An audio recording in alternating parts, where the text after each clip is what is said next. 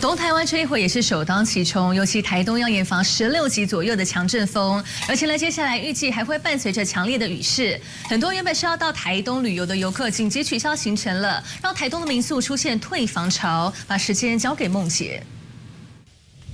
好，各位观众，现在在台东地区呢，虽然还没有下雨，但是风的感觉是相当的明显。透过旁边的树木呢，你可以看到这个树晃来晃去的，而且这个树叶呢也一直在飘来飘去，就是因为现在这个风真的是算是一波波蛮强劲的。那么也预计说这个台风哦，现在开始到一直到晚间明天，影响会越来越大。所以呢，民宿业者就透露，哇，这个订房状况非常惨，原本还有80%，现在呢几乎都退光了。来听稍早访。就退到11月2号了。11月2号都现在是完全零的。